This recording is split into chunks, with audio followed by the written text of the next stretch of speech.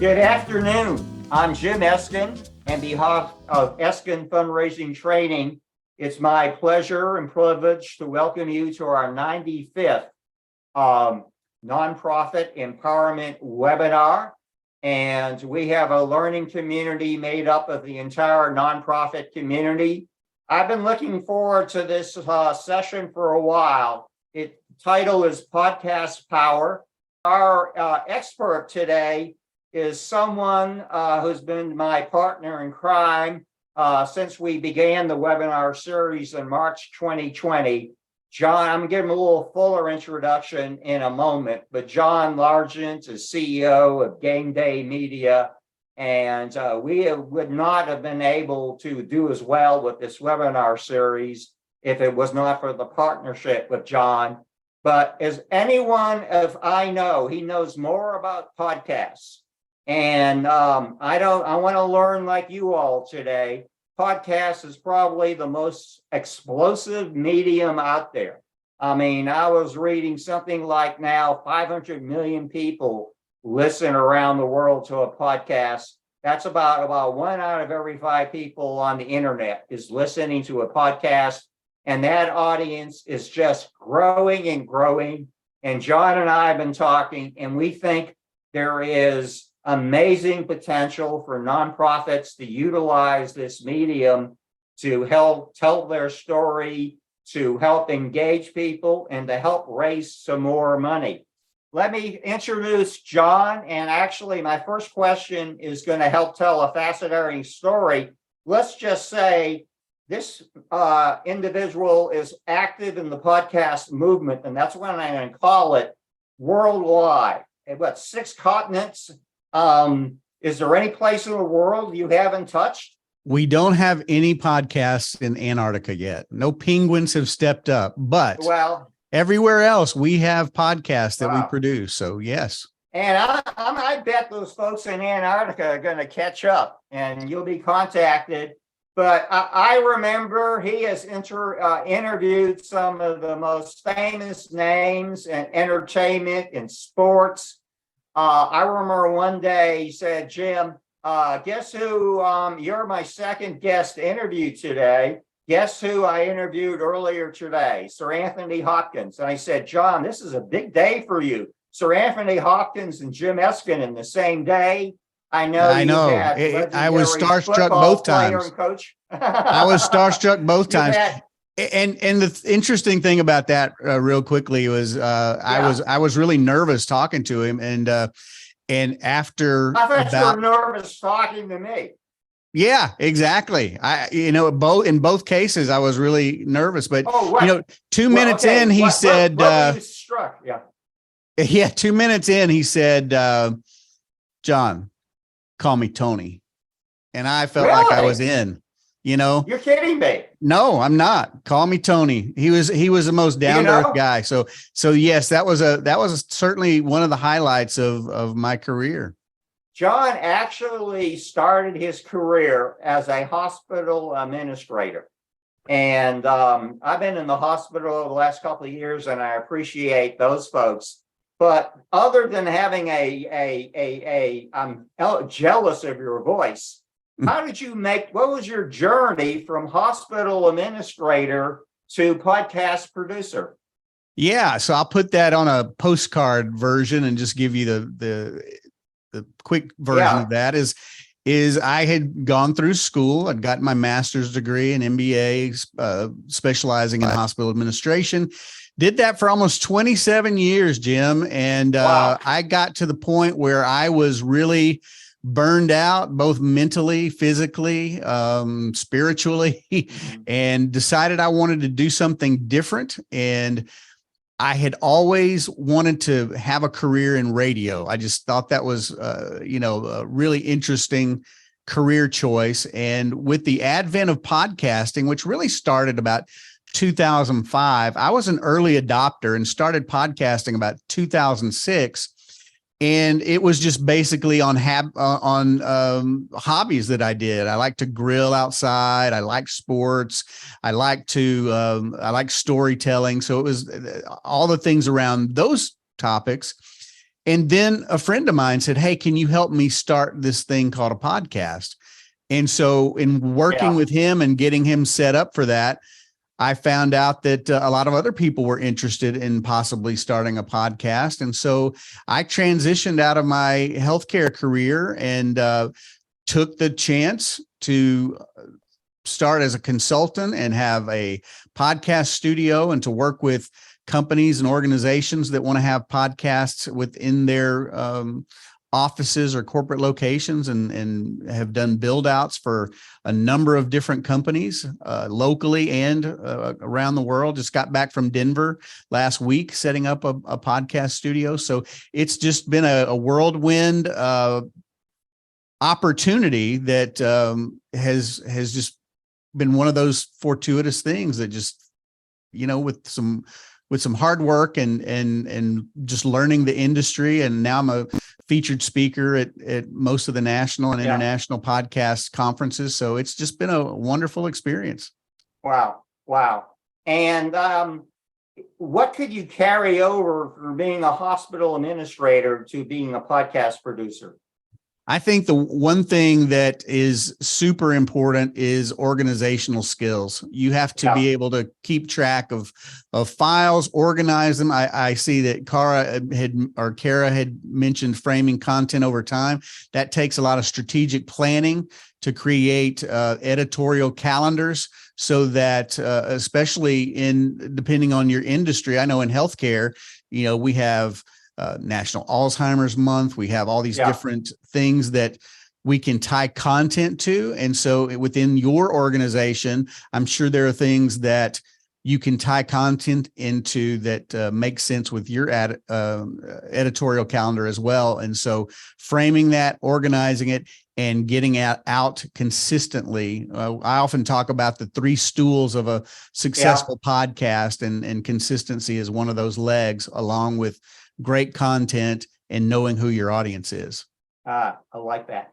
Okay, I have some questions, but a reminder to our learning community, anytime you have a question about what John's saying or want to clarify something I'm asking, you can either type it in the chat space, you can enter a question or Q&A, or raise your hand and you can join us on the screen, okay? And this is your show. We want to make sure we cover everything you want to know about podcasts because we have a real authority. John, I like starting from square one. Can you tell our audience what is a podcast and what isn't a podcast? Yeah, that's a great question to start off with. And that definition has definitely morphed over the last 5 years, especially.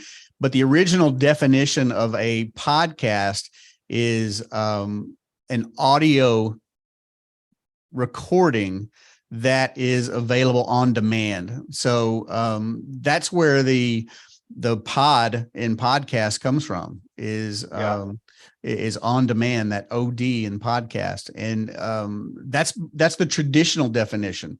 And as we have seen the advent of more video content, people have set up video in their studios or something like this, where there is a conversation that can be recorded. And in the case of what we do here, a lot of times we'll do something like this and we'll give the video to the company that wants to repurpose it for clips on social media and things like that. We will take the audio and edit it and add some elements. I always call it adding the steak to the sizzle, or the sizzle to the steak. The podcast is a steak, and the intros and outros and the introduction music and any bridges that we create kind of give it a thematic approach, which depending on how much of that you want to do, but that's the basics of it. But now people call anything that have conversations like this a podcast, whether it's audio or video. How about a little history lesson? When, where, and how did podcasts begin? So the popular answer, and I think it's an accurate one, was that podcasts were actually created in part by now those of you that are over 45 might remember when MTV used to play music, but there was a VJ called Adam Curry. Yeah. And Adam Curry was a VJ and also read the news sometimes. And he is one of the founders. He's known as the Podfather and lives right up the road in Austin. And so he's widely credited for creating the podcast back in around 2002 or 3. And then it picked up traction around 2004 or 5 and then disappeared for a few years until a series called Serial came out back in 2014, 2013, I think. And then it was such a compelling program that it really relaunched podcasting as a form of entertainment, a form of information, and really is a medium that doesn't require a lot of technology, which I know we're going to talk about in a little bit, to create. But at the time, it was quite a chore to get a podcast off the ground. But now it's super simple. Wow. Hey, can you share a little information on who listens to podcasts? How about some demographics describing the podcast audience? Yeah, so demographically, it's continued to grow. It's continued to get older. And that is because, the young people typically are the ones that know more about technology and things like that. But about half of the country has listened to a podcast. And what's interesting, and I just saw these stats not too long ago at a conference I was at, that when podcasting started, about 86% of the people listened to a podcast on their laptop or their computer.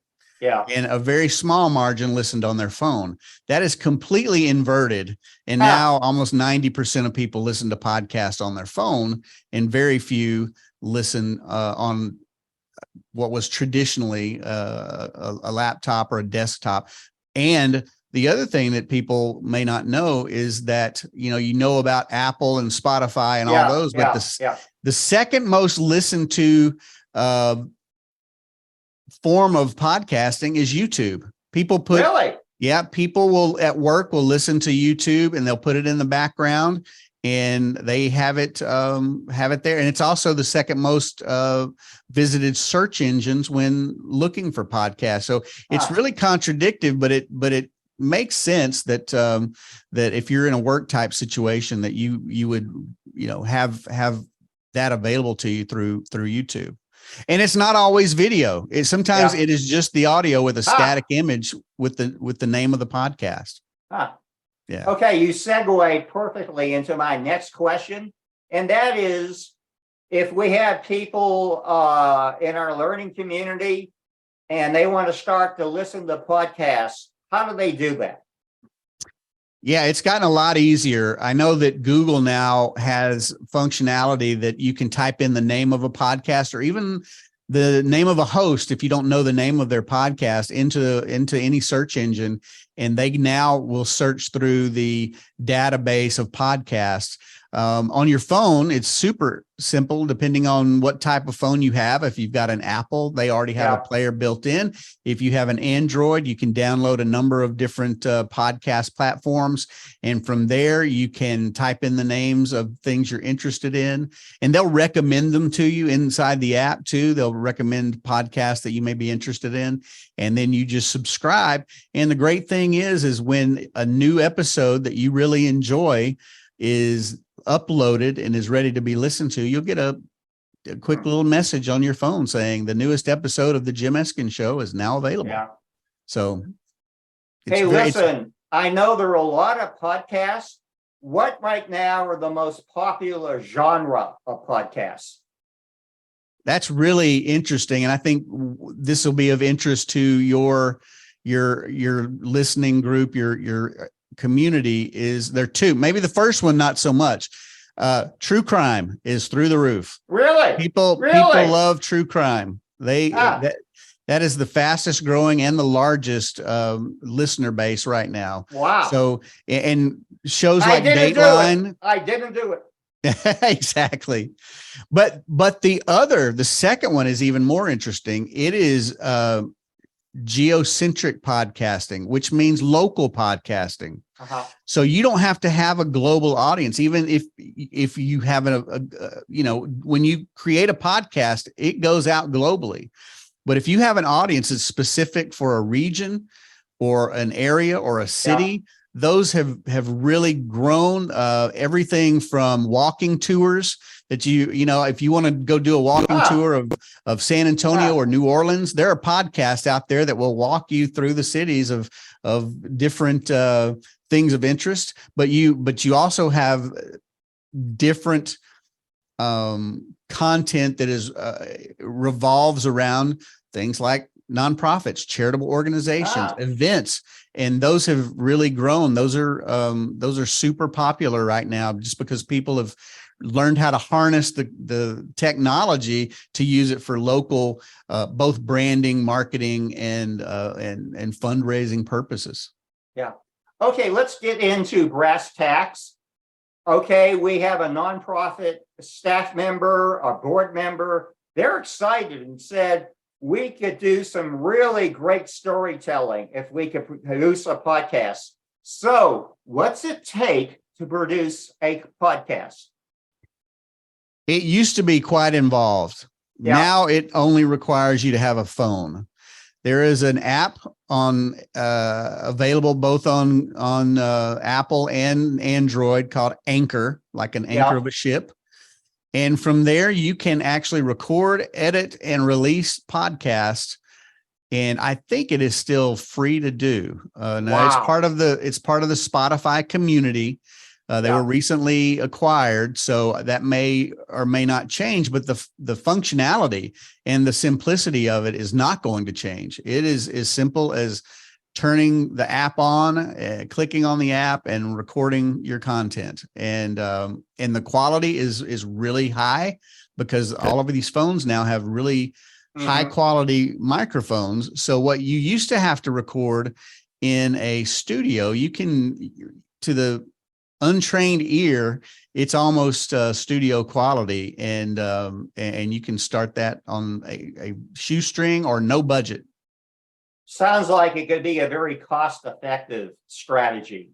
And go ahead. Yeah, I was just going to say, a lot of groups start with that, and as they grow their audience and they grow opportunities, they may have a sponsor that wants to be involved. Then they pitch in a little advertising or sponsorship dollars, and then people may scale up to a room in their home or a room at their office that they want to have a recording space. And then that goes all the way. And I started in my closet. So when I started this, I started in my closet, and we've grown to having multiple studio locations, and but it all started the same way. And so for anybody that wants to start, there's really no excuse to from a technological or from a financial standpoint. Anybody can do it. That's very encouraging to hear. Now you might have some of our nonprofit audience real excited. How can they consider podcasts integrating with their other marketing strategies, such as their website, such as their social media, such as their email blasts? How can you integrate podcasts with your marketing strategy?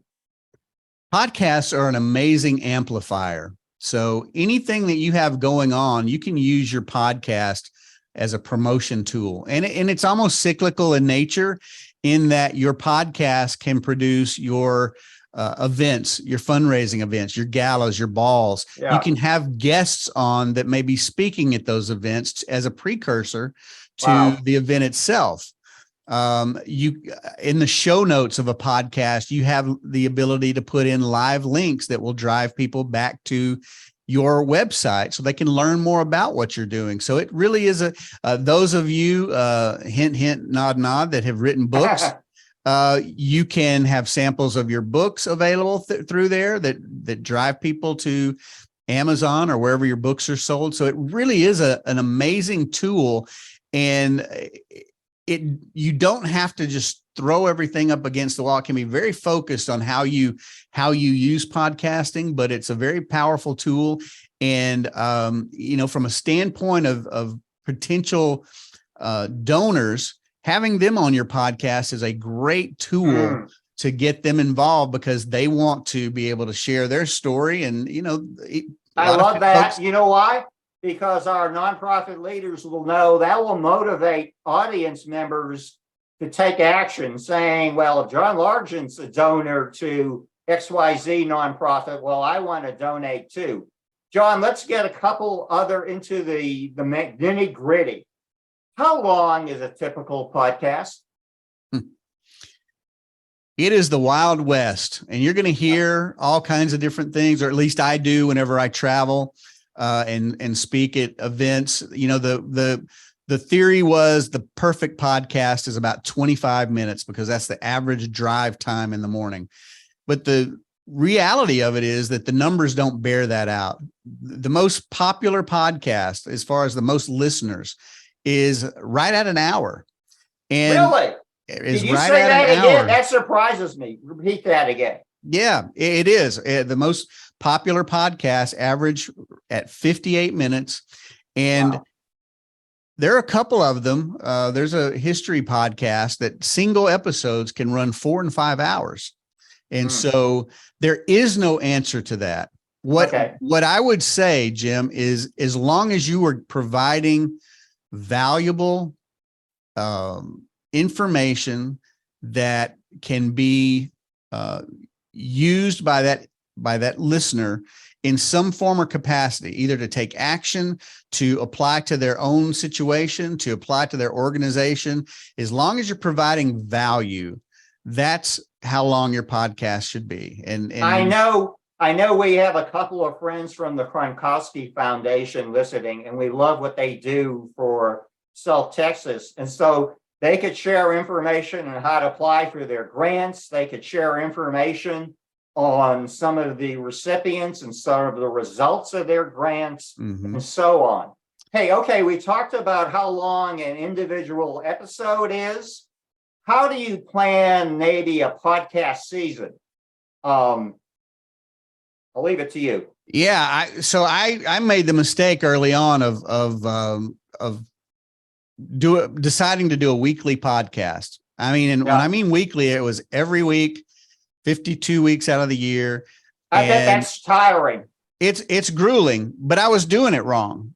So, so the thing that you learn over time is to batch your recordings. So instead of doing one episode every week for 30, 45 minutes, do 2 or 3 of them.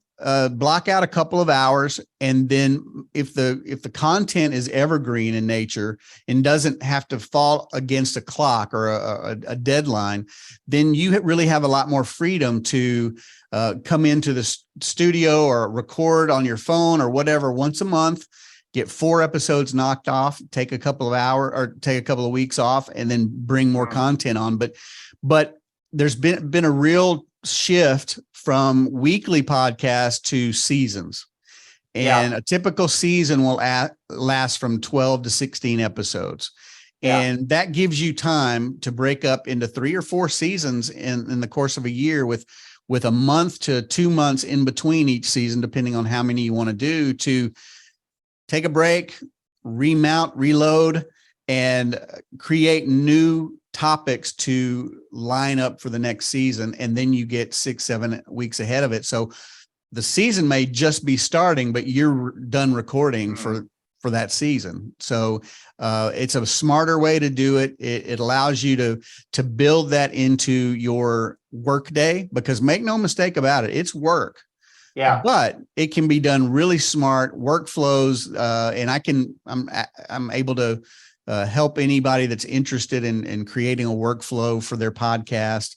And, I do things online regularly, teaching, free seminars and things like that. So if you need help with that, just reach out to me, and I'm happy to share any information. At the end of this show, we're going to share, we have John's permission, and we're going to share his website, his email address, even his cell number. So, and he doesn't hide. You'll be able to reach him. John, for our nonprofit friends, are there sponsorship opportunities? Could a nonprofit turn to an individual philanthropist? Could they turn to a corporation? Could they turn to a foundation and get help that way? Absolutely. And that's is being done more and more. And I mean, think about your, your local, in here, Texas Public Radio or PBS. They have folks that underwrite and sponsor podcasts.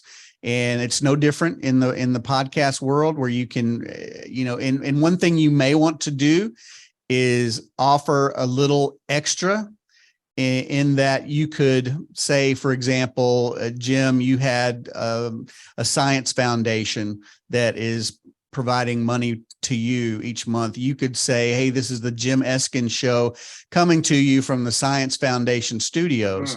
And you give them a little shout out every week. Yeah. And that's a little extra value. And they appreciate that because you're helping to support them as well. John, I'm jealous of your voice. And so the next question is, what type of talent, particularly in the voice wide, is needed to host a podcast? Bring your voice, bring your unique voice. I used to try to hide my voice because I've got a very distinctive East Texas twang in my voice. Yeah. And then I realized, when you put on the radio voice and you talk like no one thinks you're authentic. And so I just decided, hey, this is my voice. Everyone has a unique voice. How you sound doesn't really matter. It's the content you provide. And so I would, if you're conscientious about how you sound, I would just put that to the side because no one is going to care, and they're there for you. They want to support you. And so no training is needed. If you have a speaking voice, or it certainly doesn't hurt, but some of the best and most well-known podcasters out there don't have traditional, media sounding voices. So I would encourage people not to worry about that. You know what comes to mind, John, is authenticity. That I don't know, I'd rather hear someone like me who's a real person than someone with a slick and smooth voice. And I think it's just their authenticity. And we saw an early mention of content. Content will give a lot of power to your voice. You referred to this earlier in the show, and that is that podcasts are entering the video arena. Could you expand on that? Yeah, I think the important thing about understanding the video being integrated into the podcast is the ubiquitous nature of your content. And people that watch YouTube or go to your website to watch videos are really a different audience than the ones that are listening to podcasts. And they have their own very distinct audiences and people that are attracted to that type of medium. And so the video aspect of that, to me, I think is fully indebted to the fact that people want to have their content wherever they can. And I'll expand on that further because and I'll give you a couple of examples, but you can have a podcast that is a video and an audio. You can transcribe the episode and take the best from that and create a blog post. And we've actually had clients that have done all three of those, and over time have created enough transcripts and blog posts that they have written books that they create and publish and sell without ever lifting a pen. It's all about repurposing your content. Right, and I think I love that word, by the way. Yeah, it's a super powerful tool because you think, or at least, nature is to think, well, I'm just saying the same thing over again. But it's often like, I think of it often as like a stump speech. You're going to say the same thing in Albany as you are in Chattanooga, if you're running for an office or you're trying to get a message across, but it's new to them. So your content and repurposing is always going to be new, and someone new is going to find it. So anytime you can be ubiquitous out there, like I said, and be everywhere where your content is available, that's really, I think, what really triggered the acceleration of video into podcasting. John, I waited a whole 34 minutes before bringing up this question. If we have some nonprofit friends that ears are really perking up, probably the thought is percolating. What are we talking about for costs to begin a podcast season? Yeah. So if you want to start and see if it's something that you want to pursue further, your cost is minimal. Like I said, you can start a podcast basically for free using Anchor. If you want to create something more sustainable, where you have something like this studio that I'm in right now is actually in my home. And, there's a couple $100 invested in that. And then to host your podcast is anywhere from $20 to $50 a month. So there's really not a ton of cost. And again, you can start it on a shoestring budget. And I just saw that Margie Hellshine wanted to speak. I'm going to bring her in if that's okay. Please, Margie is a regular member of our listening community. She's executive director of a wonderful nonprofit headquartered in Boca Raton. Margie, how you do? What's the weather like in Boca? Are you playing golf today? Oh, did she? There she is.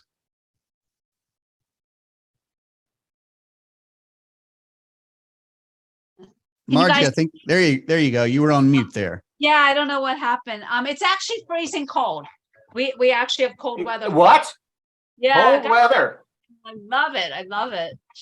But John's produced some of my shows, and oh my gosh, amazing. So I just need financing to get more, but I would highly recommend using his. Margie, could I ask you, I think you use YouTube a lot and you use LinkedIn. Could you talk a little about your strategy in marketing your broadcast? Yes. So I'm on all the social media. I do Facebook, Twitter, LinkedIn, Instagram, and YouTube.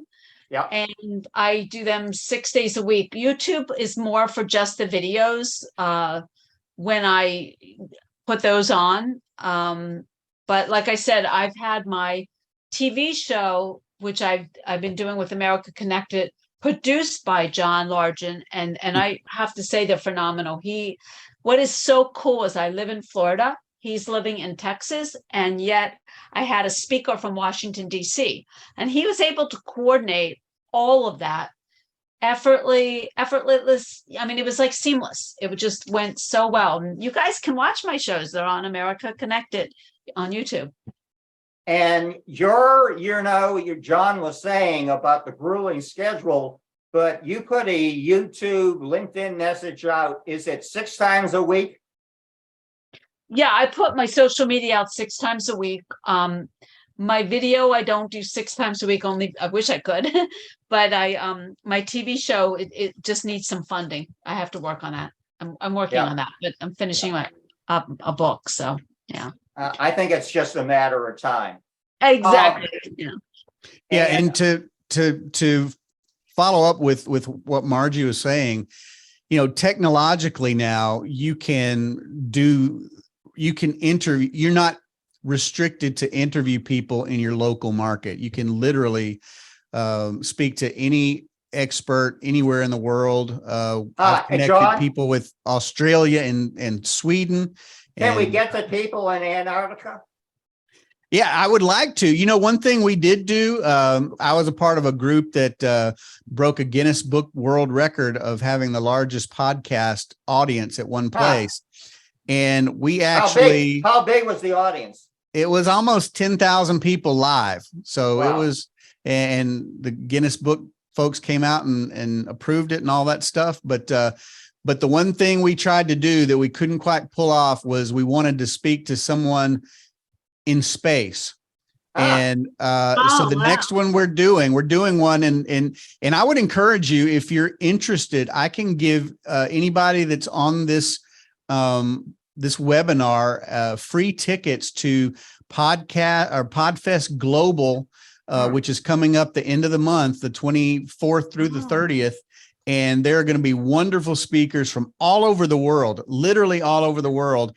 And the founder of that and I are great friends, and he has offered as many tickets to the remote event that they want. So now, remember, at the close of this webinar, we're going to give you John's contact information, and they can request tickets from you. Is that right, John? Absolutely. Just email me and I will send you the link, and you can, and I would highly recommend it if you're interested in either starting a podcast, getting some tips and tricks from people all over the world.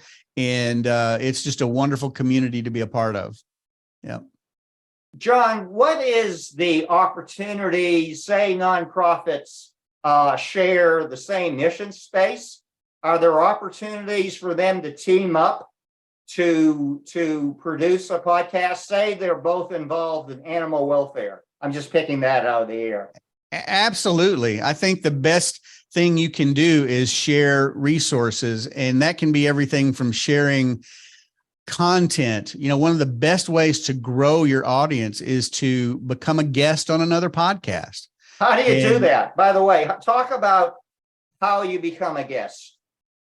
You know, it's as simple. There's multiple ways to do it. You can reach out to an existing podcaster and say, hey, you have some great content. I'd love to have you on my podcast, and vice versa. Now, as the industry has grown, and there are some people that you know, are super popular and get really busy, it may be more difficult to get those. But there are also places where you can register yourself as a guest. There's a website called awesomeguests.com. And there's another one called Podpage. And those are places where you can basically put yourself in a speaker's bureau. And as people are interested in things that you have to talk about, they will invite you in. And I am on a couple of those speaker bureaus, and I speak all the time. So it's very effective way to grow your content, to raise awareness, to achieve a number of different goals for your group or organization. You know, John, a word we hear a lot of these days is analytics. What ways can we measure podcast audience size and also the effectiveness of delivering our messages?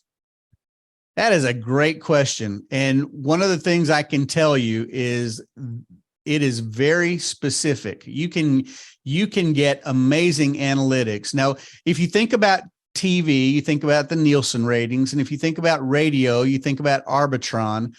And those are a sample size, and they will interview a number of groups. What were you listening to? Keep a journal, those kind of things. With podcasting, I know exactly how many people listen to each episode. I know their geographic area. I can pull up a heat map and show exactly where those podcasts or listeners are listening. And it's getting to the point where we know now how long they're listening. So you can, as a podcaster, can look at something and say, hey, every week my podcast is dropping off at the 35-minute mark. Why is that happening? And then you go back and analyze what your content is, and you're done with the good content, and you're talking about maybe something that is not of interest to a wide market. And you know, hey, I might need to trim that up or trade out that content with something that brings more value. But it's highly, you know, what day of the week, what time, you get all of those analytics. It is super specific and it is super helpful. And it's not conjecture. It's actually real numbers, real locations, down to the city block. Sometimes it could be a little much, but yeah. Hey, John, we have some nonprofit leaders. Guess what? They've been listening to you and they are sold. They want to say it's time for our nonprofit to start a podcast. What do you do first? What's the sequence of how you launch a podcast? Well, anybody that wants to start a podcast, the first thing I ask them is why. What is your why? Why are you starting a podcast? Are you starting it for brand awareness? Are you starting it for fundraising opportunities? Why? And I have a worksheet, and I'm happy to share that as well with anybody that wants it. It's about 25 questions, and you can just use it for internal use. You don't have to use it with me, but it really asks you the questions internally. Why am I doing this? And that's the first thing. Getting to the point where you're at a place where you're like, we want to move forward with this. And then if you are looking forward to that, reach out to me and let me know what you're looking for, and I will point you in the right direction. Whether it's self-starting, here are the things you need to look at. Here's equipment. If you want a really nice microphone, what does that look like? What does it cost? I have all of that information. I'm happy to share. And you know, if you don't have the budget to work with a studio like, you know, an agency like us, there are ways to do it at little or no cost. And you know, I always liken what we do to when you go to the grocery store, you can buy a head of lettuce, or you can buy lettuce that's already been shredded, put in the bag, and ready to go. We're that bag of lettuce that is already ready to go. We do everything for you. You're the talent. We do everything else. If that's not of interest to you, or it's just not in your budget or whatever, then we'll show you how to do everything else and hold your hand and walk you through that step and give you, you know, over a decade's worth of experience of what we found that works and what doesn't work for people that self-start and want to build an audience and grow their podcast. We are doing great on time. You know, these are nice measured answers. I want to turn to the audience. I got a couple wrap-up questions, but I want to give our audience of volunteer and professional nonprofit leaders a chance. Any questions? This is your time. Say any questions about taking the first step. We have, you know, the best authority possible to guide the way. Any questions from our audience?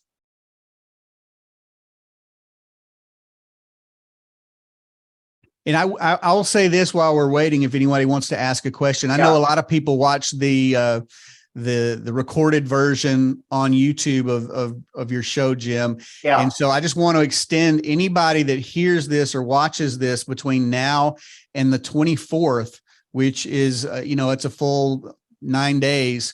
And even into the event, if you just reach out to me with the information at the end of the episode that has my contact information, I'm happy to send you a ticket as well. So it's not just extended to the live audience. And let's talk about what we're going to do. John has helped me put together a very succinct written summary that we're going to post on LinkedIn and Facebook. And then we do a little editing, and tomorrow we are going to post on LinkedIn and Facebook a copy of this recording. If you want to review it, if you want to share it with colleagues, if there were some areas you just wanted to refocus and make sure you heard it correctly.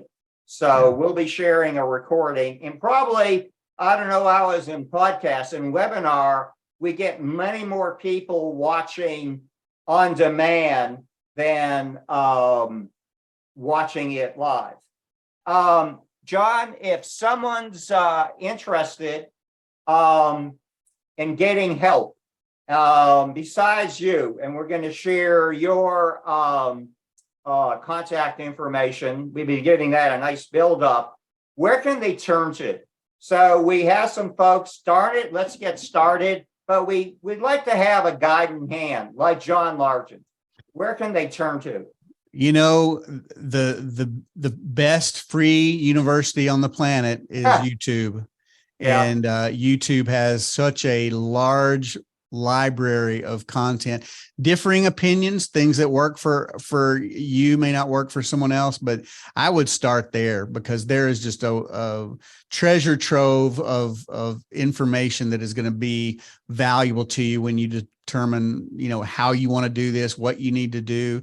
And that's the first place I would go. There, you can also type into Google, podcast coaches, podcast producers, those kind of things. And you can choose, there's a number of really high quality folks out there that will provide that service for you. But man, YouTube is really a great place to start. That's really how I started. And as Margie was pointing out, basically the world is at your fingertips. It doesn't have to be somebody in your city, your state, your region. It can be someone anywhere except, I guess, Antarctica. But there are a lot of people who can help you around the globe. Yeah, absolutely. And that's part of the appeal to me of and they didn't pay me to promote this, but the PodFest global event, it's an online event. And then every year in Florida is the live event. And you talk about where about in Florida? It's in Orlando. Yeah. Okay. And it's been 8 years going. I've been to all of them except the very first one.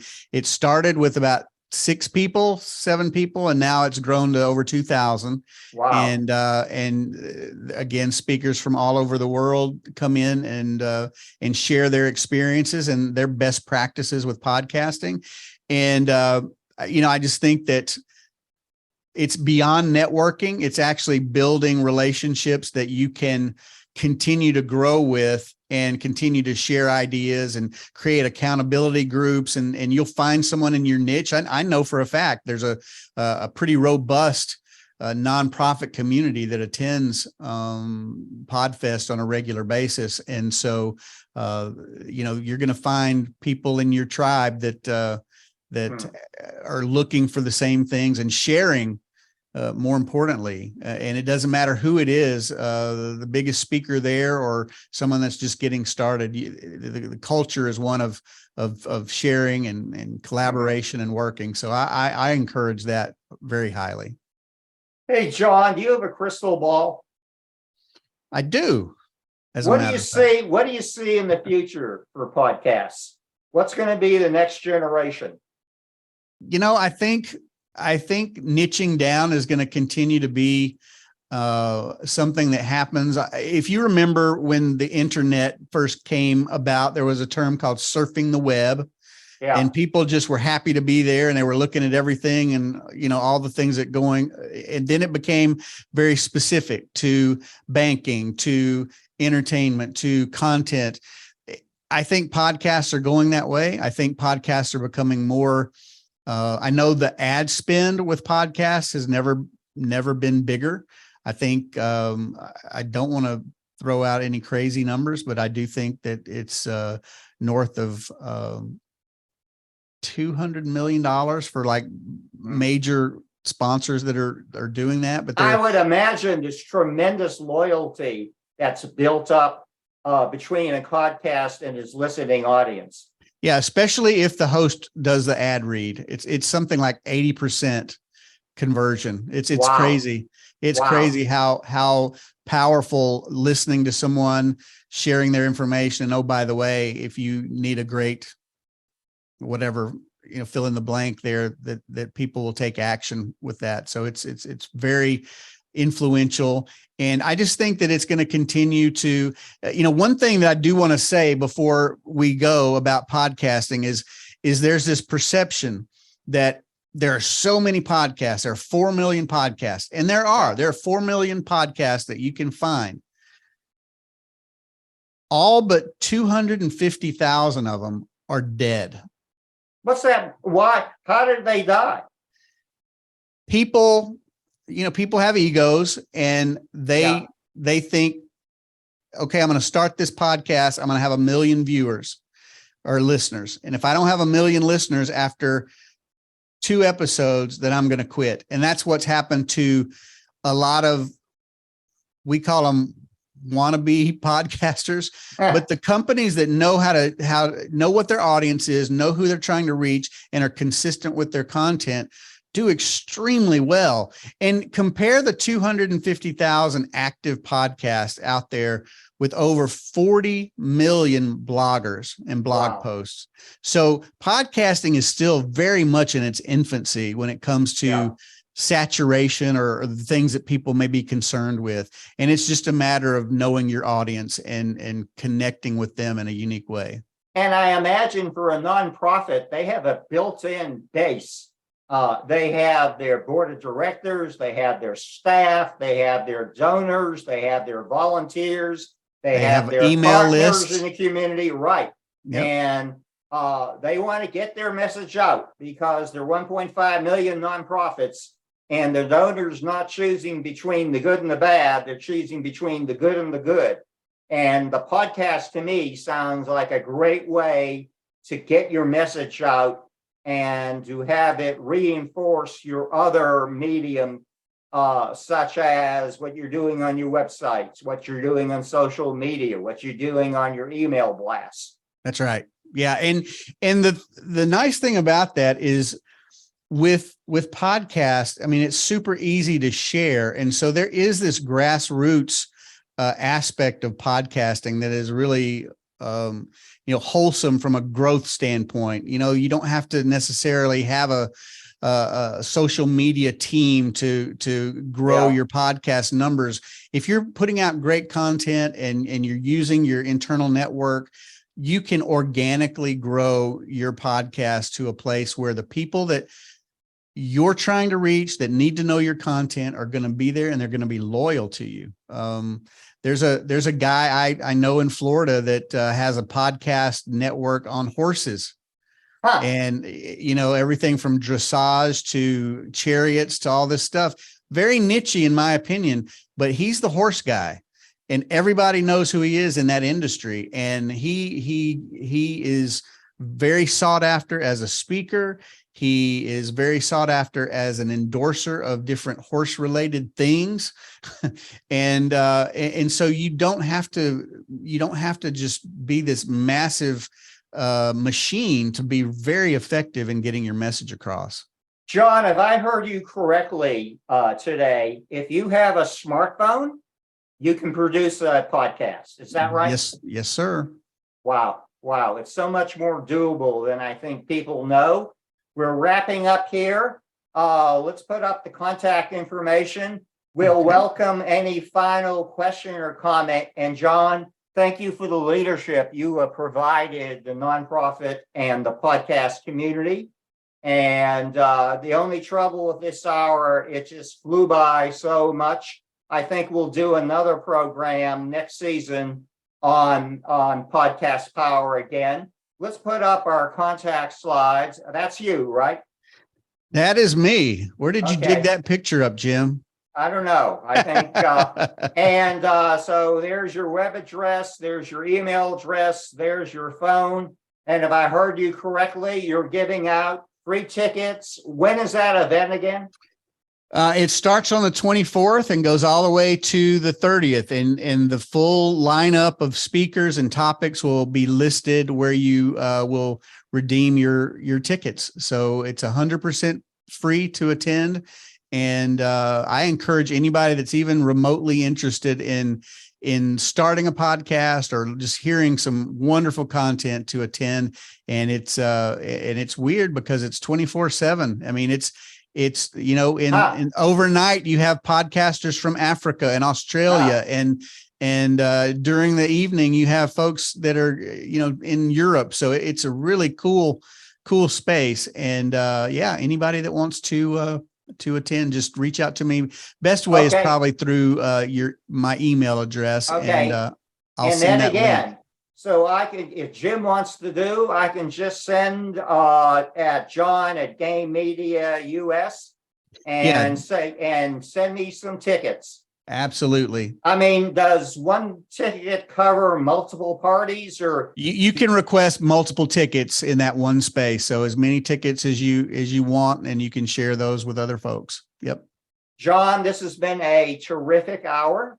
And it continues to be an absolute privilege to partner with you. And again, thank you for opening our eyes to the world of podcasts. I think there's going to be a lot of interest out there in our nonprofit community because it's a perfect fit. And to our listening audience and nonprofit leaders, thank you as both professionals and volunteers. Every day you're doing something to touch, improve, and save more lives. So we really appreciate what you do to improve the quality of life. And we'll see you in 2 weeks. And we're going to have a wonderful webinar on the topic of harvesting data. And we look forward to having you join us on March 29th. And I hope everyone had a safe Ides of March and didn't run into any Julius Caesar problems. And John, this has been a great hour. And tomorrow we'll share the recording on social media. So thank you, John Largent, again. And thank you to our audience of professional and volunteer nonprofit leaders. You make our lives better. Thank you.